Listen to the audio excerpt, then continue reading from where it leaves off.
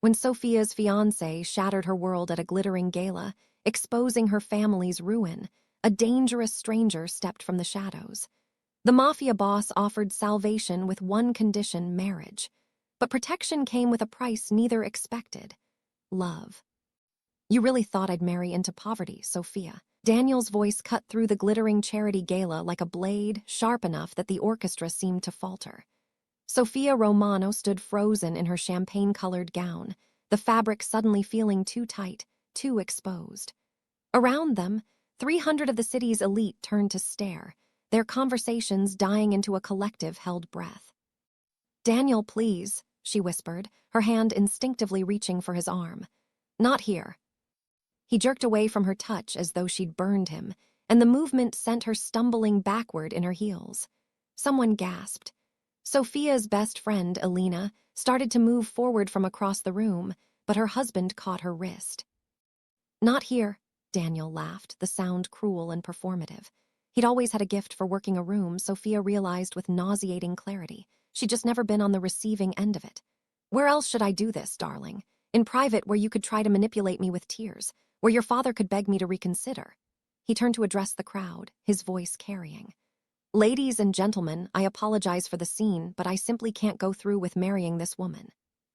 The ballroom of the Grand Venetian Hotel had never felt so cavernous. Sophia could see her reflection in the massive gilded mirrors lining the walls, pale, stricken, small. Her mother sat at table 12, one hand pressed to her mouth.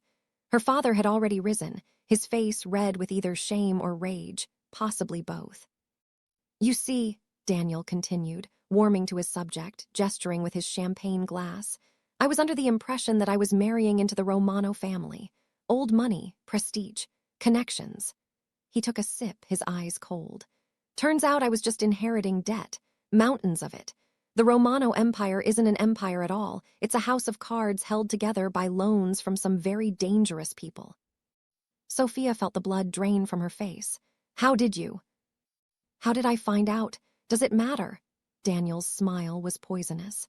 "What matters is that I won't be shackling myself to a sinking ship. Consider our engagement terminated, effective immediately." He reached into his jacket pocket and pulled out the ring box, the one that held his grandmother's engagement ring, the one he'd presented to her 6 months ago on a beach in Santorini while she cried happy tears. He opened it with a theatrical flourish, removed the ring, and set it on the nearest table with a decisive click. "You're making a mistake," Sophia heard herself say, though her voice sounded distant, disconnected from her body. "Daniel, if you just let me explain."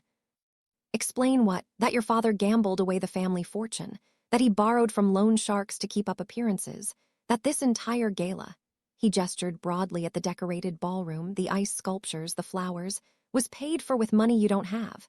He stepped closer, and Sophia could smell his cologne, the same one she used to find comforting. Now it made her stomach turn. "You're a beautiful lie, Sophia, and I don't marry liars." The slap came before she could think. Her palm connected with his cheek with a crack that echoed through the silent ballroom.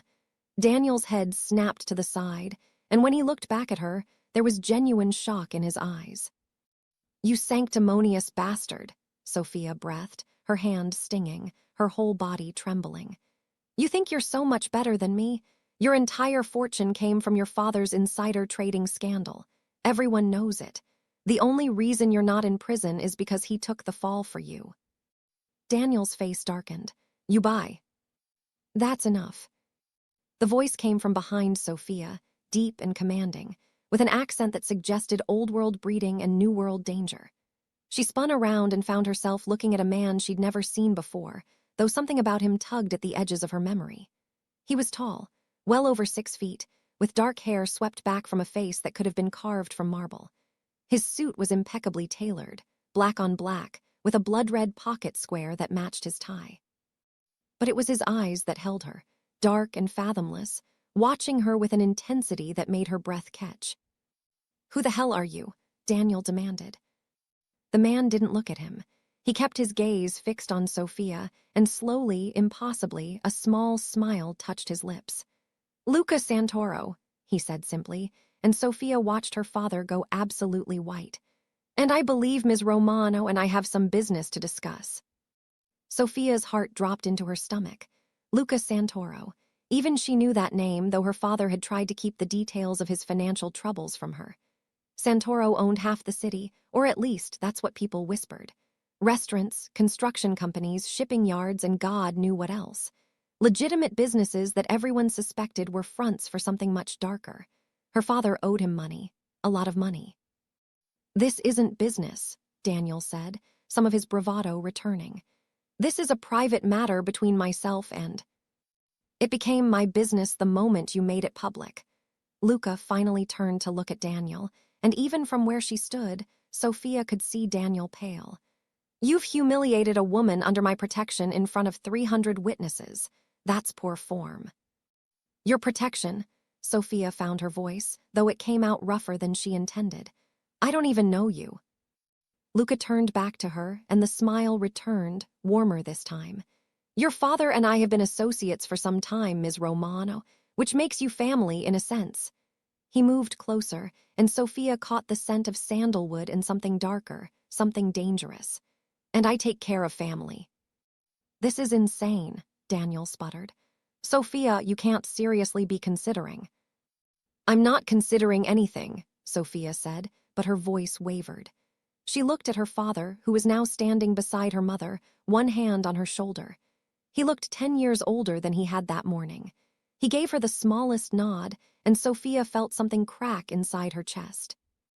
Luca reached into his jacket, several people in the crowd tensed, hands moving toward their own jackets, though Sophia didn't understand why, and pulled out a small velvet box.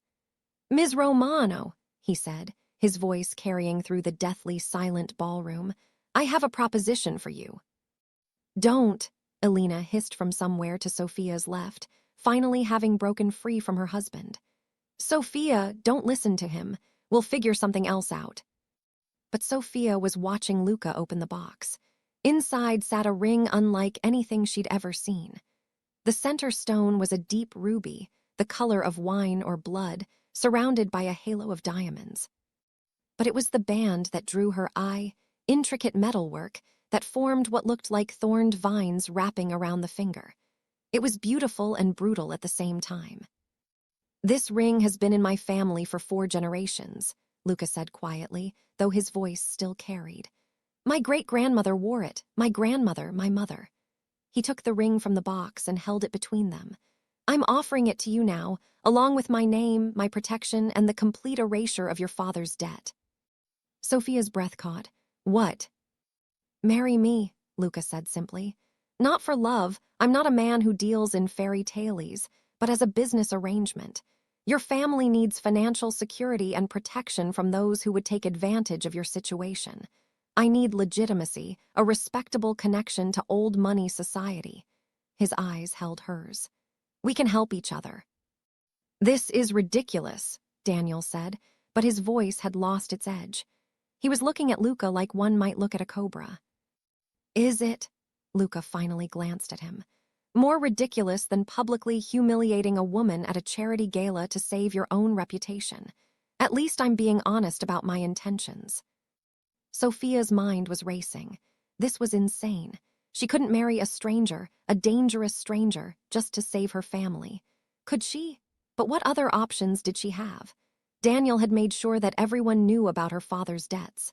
The other families would circle like sharks. There would be no good marriages now, no business partnerships, no way to climb out of the hole they'd fallen into. And there was something else, something she barely wanted to acknowledge. The way Luca was looking at her wasn't cruel or calculating. It was direct, yes, and intense, but there was a strange respect in it. Daniel had looked at her like a possession. Luca was looking at her like an equal. "What are the terms?" she heard herself ask. Elena made a sound of protest, but Sophia held up her hand. Luca's smile widened almost imperceptibly. "A marriage in name and public appearance," he said. "You'll live in my home, attend events at my side, and present us as a united front. Your father's debts will be forgiven completely. You'll have your own accounts, your own money, and your freedom to pursue whatever interests you wish. I won't demand anything from you that you're not willing to give."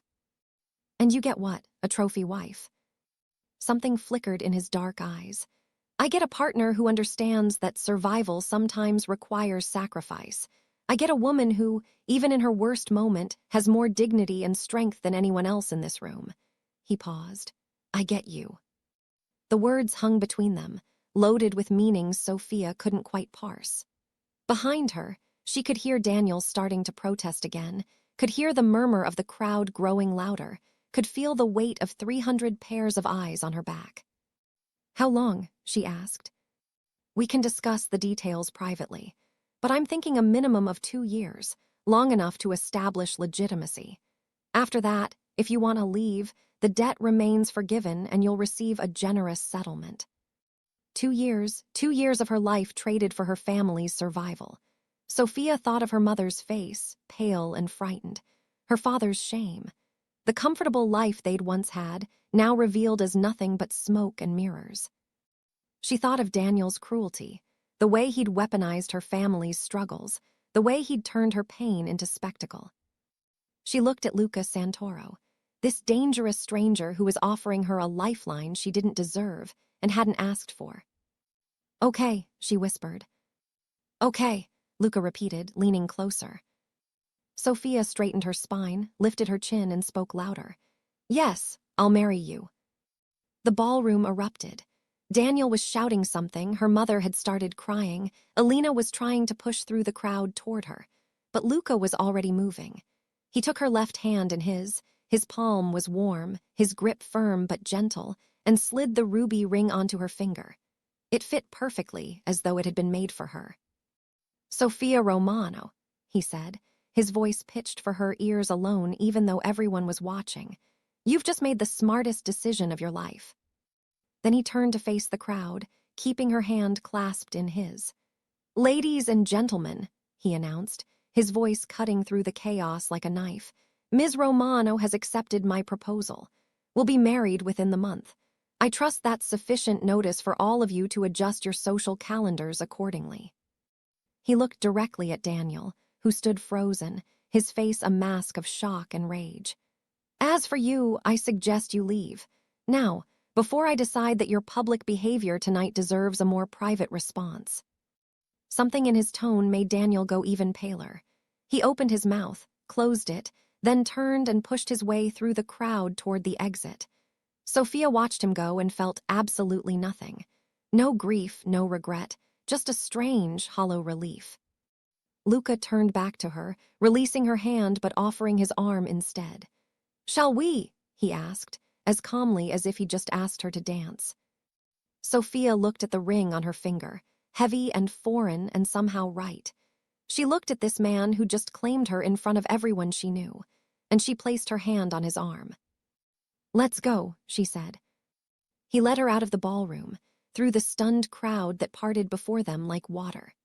Sophia kept her head high, her shoulders back, even though her legs felt like water and her heart was hammering so hard she thought it might crack her ribs. Behind them, the ballroom erupted into frantic conversation, but the doors closed on the noise, leaving them in the sudden quiet of the hotel corridor. Luca didn't speak until they'd rounded a corner, away from prying eyes. Then he stopped, released her arm, and turned to face her fully. You're shaking, he observed. Sophia looked down at her hands. He was right. I just agreed to marry a complete stranger. You did, he acknowledged, and I imagine you're terrified. Shouldn't I be? She met his eyes, searching for something, she didn't know what. Menace, cruelty, some sign that she'd just made a terrible mistake. But all she found was an almost clinical assessment, as though he were studying her, learning her. Everyone says you're dangerous. I am dangerous, Luca said simply. But not to you, never to you. He reached out slowly, giving her time to pull away, and gently took her left hand, his thumb brushing over the ruby ring. This ring means something in my world, Sophia. It means you're under my protection. It means anyone who hurts you answers to me. It means you're mine. I'm not property, she said sharply. To her surprise, he smiled. No, you're not. You're a woman who just sacrificed her own happiness to save her family. That takes strength. He released her hand. I have a car waiting. Your parents will want to speak with you, I'm sure, and we have details to discuss. But first, I need to know, are you going to run? Sophia blinked. What? It's a simple question. Right now, you could walk away. The ring is yours regardless. Sell it if you need the money. I'll still forgive your father's debt. You could disappear into the night and I wouldn't stop you. His eyes held hers. But if you come with me now, if you get into that car, you're committing. I need to know you won't bolt the moment things get difficult. It was the strangest thing anyone had ever said to her. He was giving her an out, a genuine choice, even though he held all the power in this situation. Sophia thought about Daniel, who'd never given her a choice about anything, who'd made decisions for her and expected her to smile and accept them. She thought about her father, who'd kept his financial troubles secret until it was too late. She thought about all the ways people had controlled her life, always for her own good. I won't run, she said firmly. I gave you my word, I'll honor it. Something shifted in Luca's expression, something that might have been respect or relief or both. Then let's go home, he said, and offered his arm again. The car was a black Mercedes with tinted windows, idling at the hotel's private entrance. A driver in a dark suit held the door open, his face carefully neutral as Luca helped Sophia inside. The interior smelled of leather and money, and Sophia sank into the seat, suddenly exhausted. Luca slid in beside her, and the door closed, cocooning them in expensive silence. As the car pulled away from the hotel, Sophia watched the building disappear through the rear window, and with it, the last remnants of her old life. Your parents will meet us at my home, Luca said, his voice breaking the silence. Along with my attorney, we'll formalize the arrangement tonight. I want everything legal and clear before word spreads further. Efficient, Sophia murmured. I don't believe in wasting time. He pulled out his phone, typed something quickly, then put it away. You'll have your own suite of rooms, complete privacy when you want it, staff to help you with anything you need. What's the catch? The catch. Sophia turned to look at him. No one gives something for nothing. You're forgiving millions in debt, you're offering me money and security, and all you want in return is for me to play housewife at parties. What's the real price, Luca? He studied her for a long moment, and in the dim light of the car's interior, his features looked harder, more dangerous. The real price is your loyalty, he said finally. I'm not a good man, Sophia. I won't pretend to be. The people I do business with, the world I operate in, it's not the society pages and charity galas you're used to. Marrying me means entering that world. It means keeping secrets. It means standing beside me even when you don't understand or approve of what I'm doing. That sounds a lot like asking me to be complicit in criminal activity. Does it? He smiled, but there was no humor in it. I run legitimate businesses, Sophia. Everything I do is legal, if not always ethical. But yes, my reputation is built on fear and power, and I won't apologize for that. The world we live in respects strength. Without it, people like your father get swallowed whole. The words stung because they were true. Her father had been weak and foolish and desperate. And Daniel had been cruel. But this man, this stranger beside her, was offering something different. Not love or kindness, but honest protection. A fair exchange. I need you to understand something, Sophia said carefully. I'm doing this for my family, but I'm not stupid and I'm not helpless. If you try to hurt me or control me beyond what we've agreed to, I will find a way to hurt you back. For a moment, Luca just stared at her. Then, slowly, he started to laugh. It was a genuine sound, warm and surprised, and it transformed his face completely. There she is, he said, grinning. I was wondering when I'd see the woman who slapped Daniel Russo in front of half the city. Sophia felt her cheeks heat. That was probably stupid. That was magnificent. Luca's smile faded into something softer, more sincere. You're going to be fine, Sophia Romano. Better than fine. You're going to thrive. The car turned onto a tree-lined street in the most exclusive part of the city, where old mansions sat behind iron gates and high walls.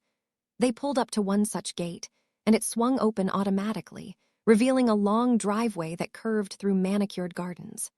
At the end sat a house, an estate, 3 stories of pale stone and tall windows, lit from within like something out of a dream. This is yours, Sophia breathed. This is ours, Luca corrected gently, as of tonight. The car stopped at the front entrance, where a small group waited. Sophia recognized her parents immediately, her mother clutching her father's arm, both of them looking shell-shocked. There was an older man in a suit, the attorney, she assumed, and several staff members standing at attention. Luca exited first and came around to open her door, offering his hand. Sophia took it, stepping out into the cool night air. Her mother immediately moved forward, and Sophia found herself enveloped in a fierce hug. "Sophia, baby, are you okay?" Her mother pulled back, searching her face. "We don't have to do this. We'll find another way. Tell him you've changed your mind." "Mrs. Romano," Luca said quietly, "with all due respect, there is no other way. Your husband's creditors were planning to move against your family within the week. This arrangement saves everyone." Sophia's father stepped forward, his hand extended. "Mr. Santoro, I don't know how to thank you." Luca took his hand briefly, his expression unreadable. "You can thank me by never getting into debt like this again, and by trusting that I'll take care of your daughter." "But marriage," Sophia's mother said desperately. "Surely there's something else, a loan, a payment plan." "Mom," Sophia gently extracted herself from her mother's grip. "It's done. I've agreed, and honestly," she looked at Luca, then back at her parents, "this is better than marrying Daniel ever would have been." The words hung in the air, true and painful. Her father's face crumpled slightly, the weight of his guilt visible in every line. Her mother just looked lost. "Come inside," Luca said, his voice gentler than Sophia had heard it yet. "We have papers to sign, and then we can all rest. It's been a long night." The interior of the house was even more impressive than the exterior. Soaring ceilings, crystal chandeliers, artwork that Sophia suspected was worth more than her parents' house.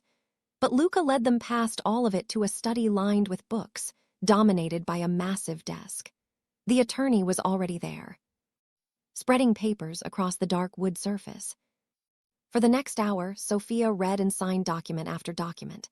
The prenuptial agreement, the debt forgiveness paperwork, financial arrangements, living agreements. Her hand cramped, her head spun with legal jargon, but she read every word. Luca had been true to his promise. She would have her own accounts, her own money, complete financial independence. The marriage would last a minimum of 2 years, after which either party could initiate a dissolution. Her father's debt was forgiven in full, effective immediately. It was all there, black and white, legal and binding. When the last signature was complete, the attorney gathered the papers with a satisfied nod. "Congratulations," he said dryly. "You're now officially engaged. The marriage license can be processed within 3 days, and I've taken the liberty of reserving the courthouse for a private ceremony next Friday, unless you'd prefer something more elaborate." Sophia looked at Luca. "Private is fine," they said in unison, then shared a brief, startled smile. Her parents left shortly after, her mother crying, her father silent and gray-faced. Sophia watched them go from the doorway, Luca a solid presence at her side.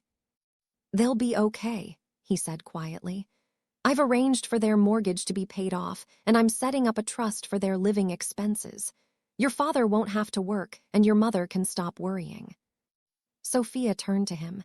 "That wasn't part of the deal." "Consider it a wedding gift." He touched her elbow lightly. "Come on, let me show you to your rooms. You must be exhausted." He led her upstairs and down a wide hallway to a set of double doors. When he opened them, Sophia caught her breath. The suite beyond was enormous, a sitting room with plush sofas and a fireplace, a bedroom with a massive 4-poster bed, a bathroom with a tub that could fit 3 people. French doors opened onto a balcony overlooking the gardens. "Your clothes and personal items will be moved here tomorrow," Luca said, leaning against the doorframe. "If you need anything tonight, there's a phone by the bed. Press 1 for the kitchen, 2 for housekeeping, 3 for security, and 4 for me." "4 for you," Sophia repeated. "In case you need anything," he said simply. "Or if you just want to talk. I imagine this is all rather overwhelming." It was such a normal thing to say, so at odds with everything else about this surreal night, that Sophia felt a sudden, hysterical urge to laugh. She swallowed it down. "Thank you," she managed. "For tonight, for all of this." Luca straightened, his expression softening. "Thank you," he said, "for trusting me even though you had no reason to, for being brave enough to take this chance." He hesitated, then added, "Daniel Russo is a fool, I hope you know that." Before Sophia could respond, he was gone, the door clicking shut behind him, leaving her alone in her new gilded cage. Sophia moved to the balcony, needing air, needing space to process everything that had happened. The gardens below were lit with subtle lights, creating pools of gold in the darkness. The ruby ring on her finger caught the light, glinting like a drop of blood. What had she done? She'd married herself to a stranger, a dangerous man, a criminal if the rumors were true. She traded one cage for another, except this one came with better amenities and a 2-year expiration date. But standing there in the darkness, Sophia realized she didn't feel trapped. She felt free in a strange way. For the first time in her life, she'd made a choice that was entirely her own. Not what her parents wanted, not what Daniel expected, not what society demanded. She'd chosen survival. She'd chosen strength. She'd chosen Luca Santoro. The next week passed in a blur. Sophia's belongings arrived. She met the staff, a housekeeper named Rita who'd worked for Luca for 15 years, a chef named Paul who could make anything she wanted, a driver named James who never smiled but always held the door. Luca was gone most days, attending to business she didn't ask about, but he returned each evening and they'd have dinner together, learning each other's rhythms and habits. He was, Sophia discovered, surprisingly easy to talk to. He asked about her interests, art history, which she'd studied in college, and seemed genuinely interested in her answers. He shared stories about his own childhood, raised by his grandmother after his parents died, mentored into the family business by his uncle. He didn't hide what he was, but he didn't glorify it either. He simply existed as himself, unapologetically. And Sophia found herself drawn to that honesty. After years of Daniel's performative perfection, Luca's blunt authenticity was refreshing. The courthouse wedding was brief and sterile. Sophia wore a simple cream dress, Luca a dark suit. There were no guests except Rita and James as witnesses. The judge pronounced them husband and wife, and Luca kissed her cheek, chaste and quick, before they signed the certificate. "How does it feel to be Mrs. Santoro?" he asked as they left the courthouse. "Strange," Sophia admitted. "It doesn't feel real yet." "Give it time," Luca said, and his hand found the small of her back, guiding her toward the car. The gesture was protective, possessive, and Sophia found she didn't mind it at all. The first month of marriage was an adjustment. Luca kept his promise of independence. Sophia had her own space, her own schedule, her own life. But there were public appearances to maintain. A charity auction where Luca bid $500,000 on a painting Sophia admired, just to see her smile. A business dinner where Sophia charmed a potential partner's wife and secured a deal Luca had been chasing for months. A gallery opening where they stood side by side, his hand on her waist, presenting a united front to the world. People watched them everywhere they went, the Mafia boss and his society bride, the beauty and the beast, one gossip column called them. Sophia should have been insulted, but she found it almost funny. Let them think what they wanted. Let them whisper and speculate. She knew the truth. This was a business arrangement, nothing more. Except for the way Luca looked at her sometimes when he thought she wasn't paying attention. A hunger in his eyes that had nothing to do with business. Except for the way her heart jumped every time she heard his car in the driveway, knowing he was home. Except for the night, 6 weeks into their marriage, when everything changed. Sophia was in the library, curled up on the sofa with a book, when she heard raised voices from Luca's study. Male voices, angry and threatening. Then a crash, like furniture overturning. She should have stayed where she was. She should have pressed 4 on the phone and let Luca handle it.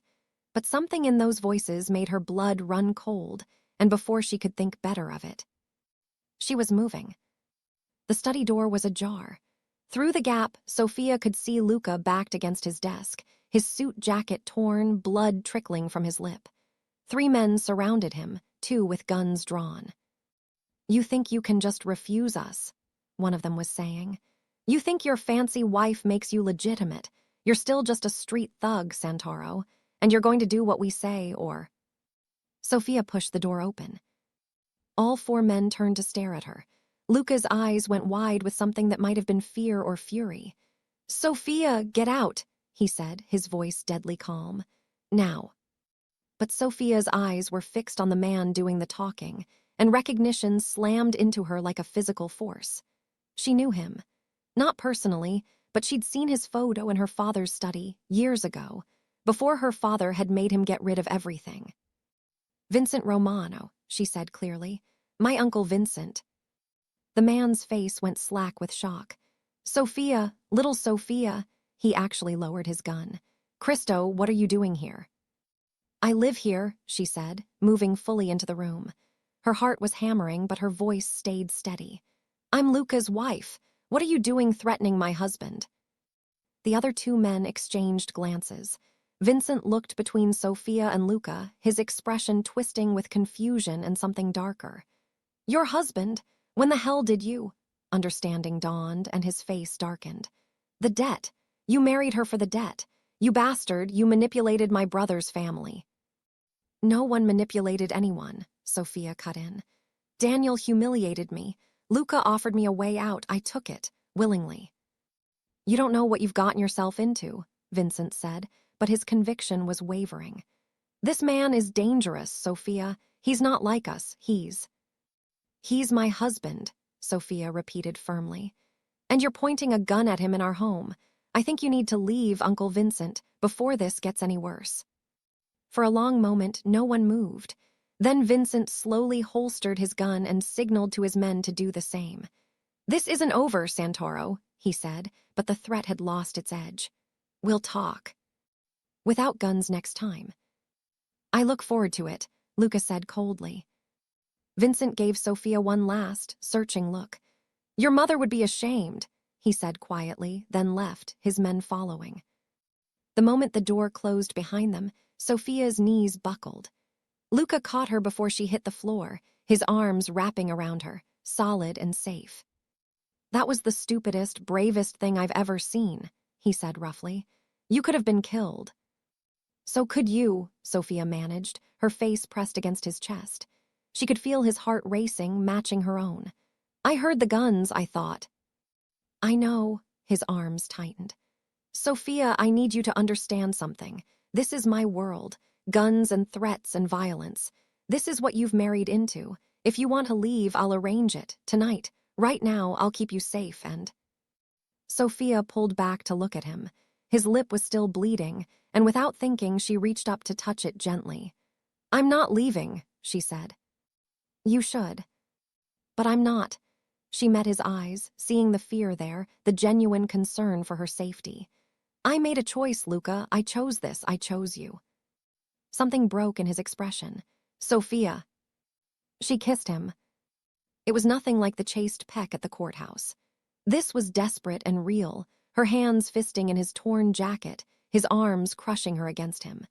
He tasted like copper and danger, and something that sent electricity racing down her spine. When they finally broke apart, both breathing hard, Sophia could see her own shock reflected in his eyes.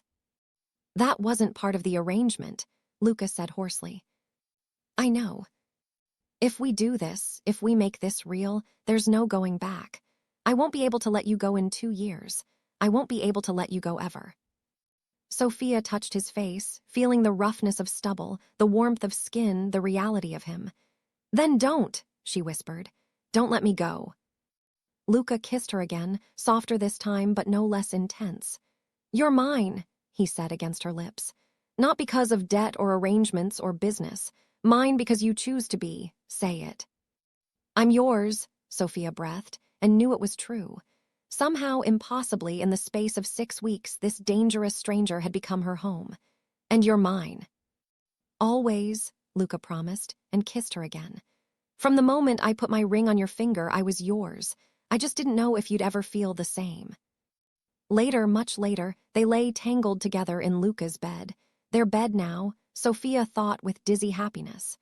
Moonlight streamed through the windows, painting silver across their skin.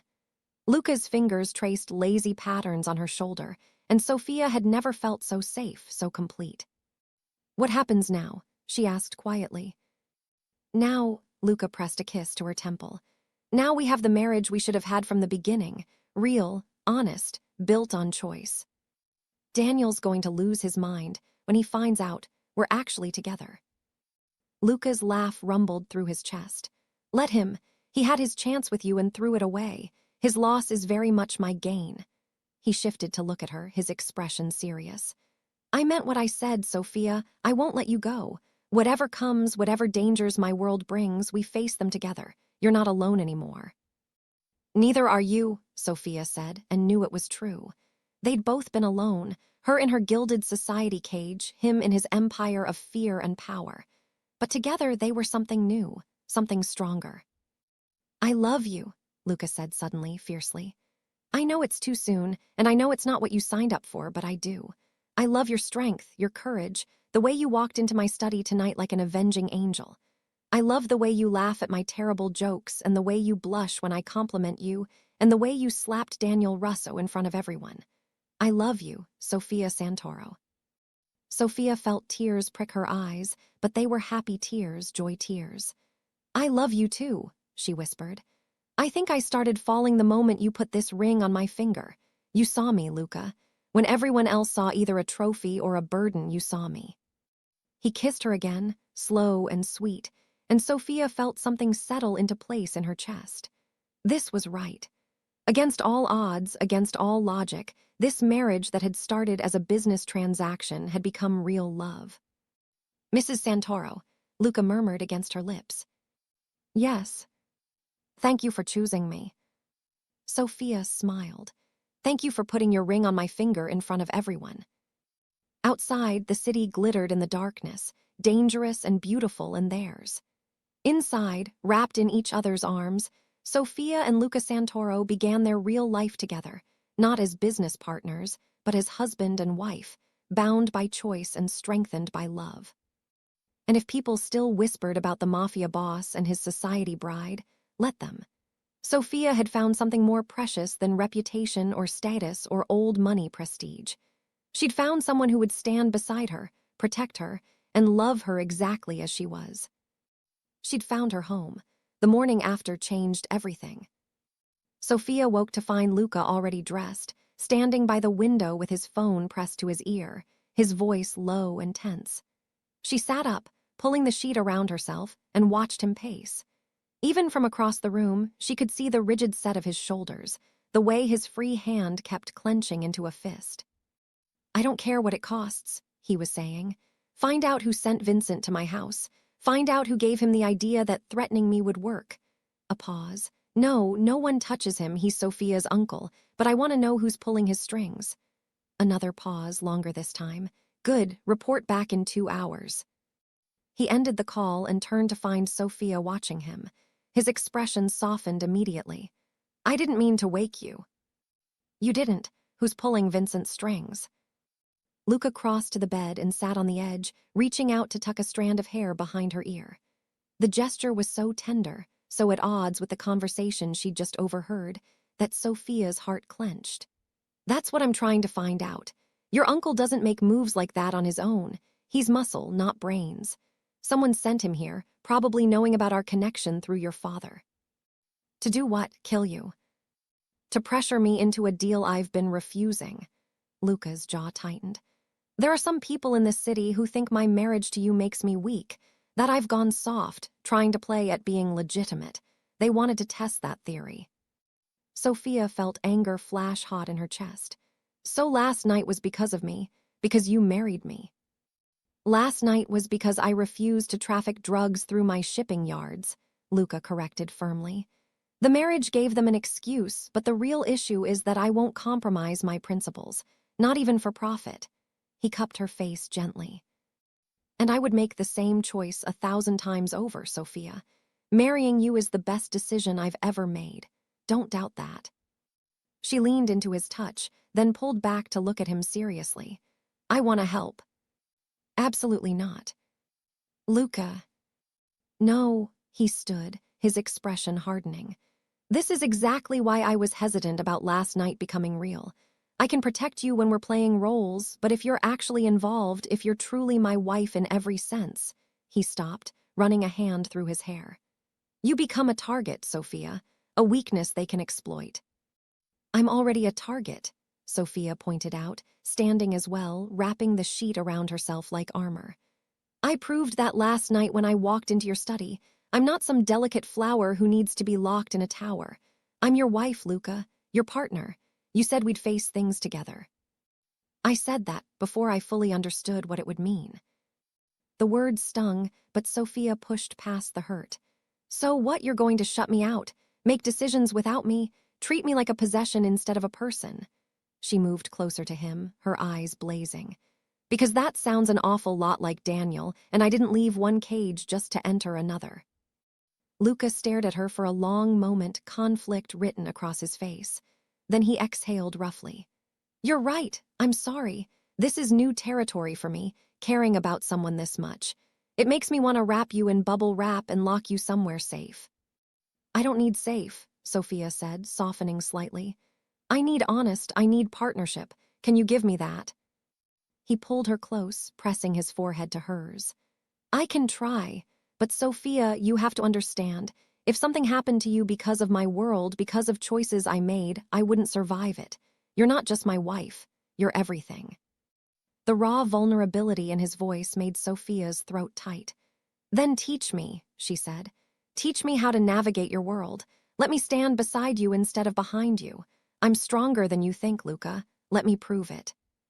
He studied her for another long moment, then nodded slowly. "Okay, but we do this my way. You learn the rules, you follow security protocols, and if I say run, you run. Agreed?" "Agreed." "Good," he kissed her softly. "Now get dressed. We have a meeting in an hour, and I want you there." The meeting was in Luca's downtown office, a sleek high-rise that housed the legitimate face of his empire. Sophia dressed carefully, choosing a tailored black suit that her mother would have called too severe, but that made her feel powerful. She paired it with the ruby ring, which caught the light with every movement of her hand. In the car, Luca briefed her. "We're meeting with Marco Valenti and his son, David. Marco controls most of the construction in the city. He's old school, traditional, and he's been testing me since I took over my family's operations.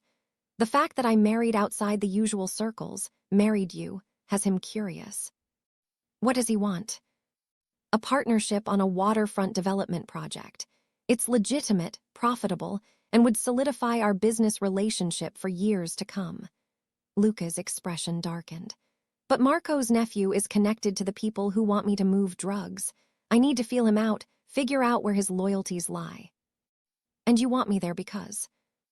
"Because you're smart, and you read people well, and because watching us together will tell Marco everything he needs to know about whether I've actually gone soft." He took her hand. "Just be yourself, Sophia. That's more than enough." The meeting room was all glass and steel, with a view of the city that stretched for miles. Marco Valenti was exactly what Sophia expected: silver-haired, expensive suit, eyes that missed nothing. His son David was younger, maybe 35, with his father's sharp gaze but a more modern sensibility. "Luca," Marco said, rising to shake hands. His eyes slid to Sophia with undisguised interest. "And this must be the famous Mrs. Santoro, the woman who's caused such a stir in our little community." "Sophia," she said, extending her hand. Marco took it, holding it a beat too long, his grip just a shade too tight. A test. Sophia didn't flinch. She met his eyes steadily until he released her hand with a small smile.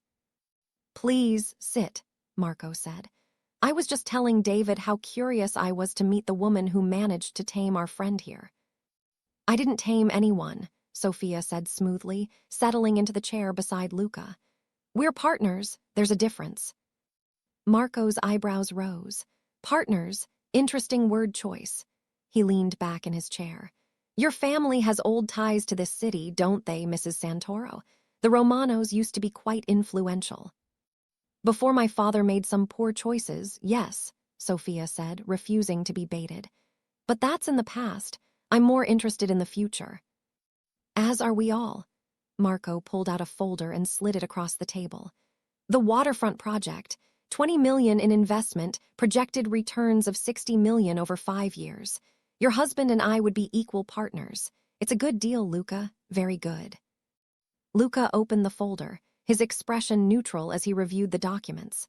Sophia watched Marco and David, nodding the way they exchanged glances, the slight tension in David's posture. Something wasn't right. The numbers look good, Luca said finally. But I have some questions about the permits. This kind of development requires city approval, environmental impact studies, union negotiations. The timeline here seems optimistic. I have connections, Marco said easily. The permits will be expedited. Expedited how? Does it matter? You want legitimate business, Luca. This is legitimate. Sometimes legitimate business requires facilitation. Sophia saw Luca's jaw tighten. She knew that look. He was about to refuse, about to burn this bridge. But something made her speak up instead. Mr. Valenti, she said, her voice pleasant but firm. My husband appreciates the offer, but he's particular about how his business is conducted. If the permits can't be obtained through proper channels, then perhaps the project isn't as legitimate as it appears. Marco turned his full attention to her, and Sophia felt the weight of his scrutiny like a physical thing. You speak for your husband now. She speaks for herself, Luca said quietly, his hand finding Sophia's under the table, squeezing gently. And she's right. I'm not interested in cutting corners, Marco, even for 60 million. David leaned forward. With all due respect, Luca, this is how business works in this city. Always has been. My father's offering you an opportunity. To compromise my principles, Luca finished. I know what he's offering, David, and I'm declining. If the permits can be obtained legitimately with full transparency, then I'm interested. Otherwise, find another partner. The temperature in the room dropped 10 degrees. Marco's pleasant expression hardened into something colder, more dangerous. I see, he said softly. Your pretty wife has indeed changed you. The Luca Santoro I knew 6 months ago would have jumped at this deal. The Luca Santoro you knew 6 months ago didn't have anything worth protecting, Luca replied, standing and pulling Sophia up with him. Now I do, and I'm not willing to risk it for a project built on bribes and corruption. He buttoned his jacket. Thank you for the meeting, Marco. Let me know if the situation changes. They were halfway to the door when Marco's voice stopped them. Luca, a word of advice from someone who's been in this life longer than you. Love makes you weak. That beautiful wife of yours, she's a liability. The sooner you remember that business is business, the better off you'll be. Sophia felt Luca tense beside her, his whole body coiling like a spring. She tightened her grip on his hand, keeping him anchored. Actually, Mr. Valenti, she said, turning back, I think you have it backwards. Love makes him stronger. It gives him something to build for, something to protect. And me? I'm not a liability. I'm an asset. The sooner you understand that, the sooner you'll understand why my husband is going to outlast every single one of you. She turned and walked out, Luca at her side, and didn't look back at Marco Valenti's shocked expression. In the elevator, Luca pulled her into his arms, kissing her hard. That, he said when they broke apart, was incredible. Did you see his face? I saw, Sophia said, but her heart was still racing. Was I too much? I just couldn't let him talk about you like that. You were perfect. Luca cupped her face. Absolutely perfect. Do you know what you just did? You stood up to one of the most powerful men in the city and made him look weak. That took courage. That took strength. He kissed her again. I am so incredibly proud to call you my wife.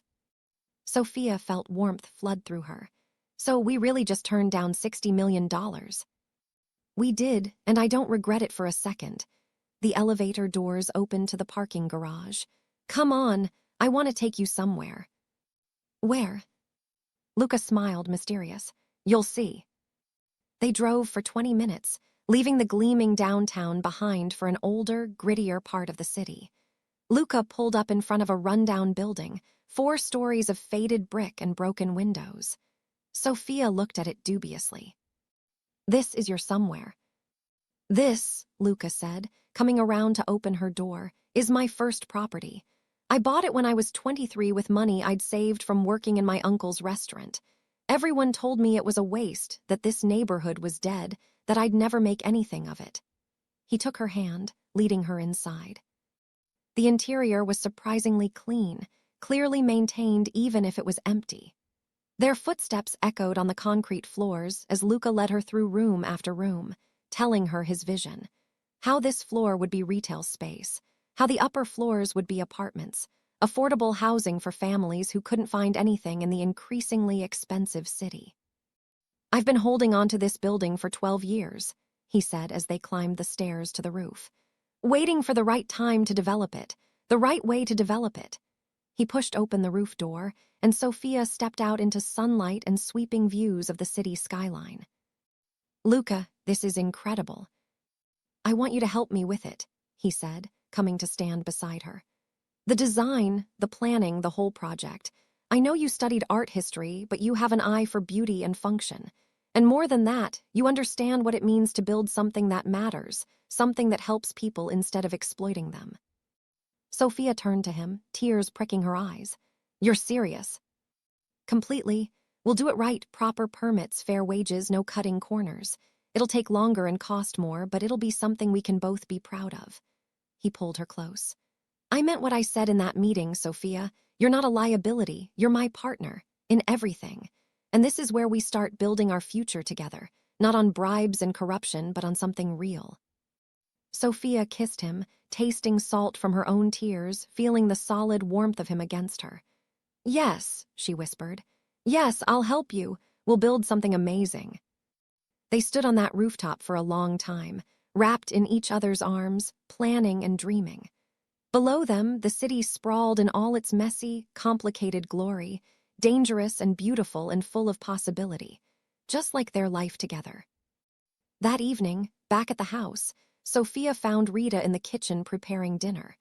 The older woman looked up with a knowing smile. "Mr. Santoro is in the study," she said, "but he asked that you join him when you get a chance. And Mrs. Santoro, I just want to say, I've worked for that man for 15 years and I've never seen him this happy. Whatever you're doing, keep doing it." Sophia felt her cheeks warm. "Thank you, Rita. That means a lot." She found Luca on the phone again, but he ended the call as soon as he saw her. "Perfect timing. I just got some interesting information about last night." Sophia closed the study door behind her. "What did you find out?" Vincent wasn't acting on orders from the drug traffickers. He was acting on his own, trying to prove himself to them. Luca's expression was troubled.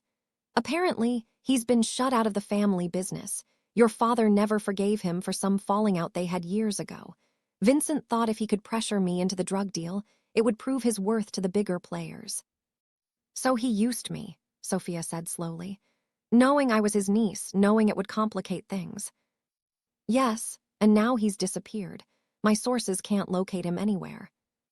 A chill ran down Sophia's spine. "You think something happened to him?" "I think he realized he'd made a mistake and went to ground. Or I think the people he was trying to impress decided he was more trouble than he was worth." Luca pulled her close. "Either way, I've put extra security on you. James will be with you any time you leave the house, and I'm hearing additional protection for your parents as well." "Luca, this is getting dangerous." "This has always been dangerous," he corrected gently.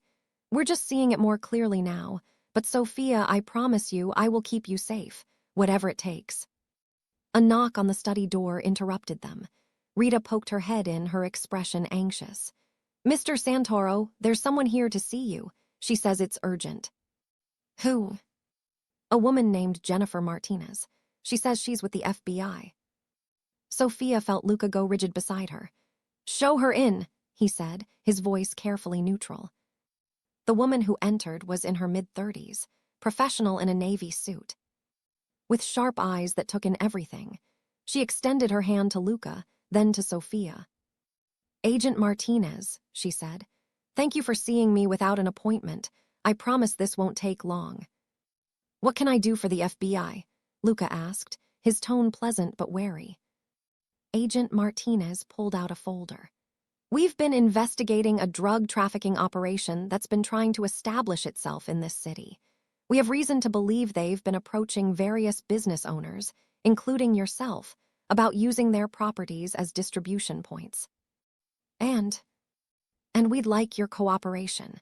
If they approach you again, we'd like you to inform us immediately. We're building a case, and testimony from respected businessmen like yourself would be invaluable.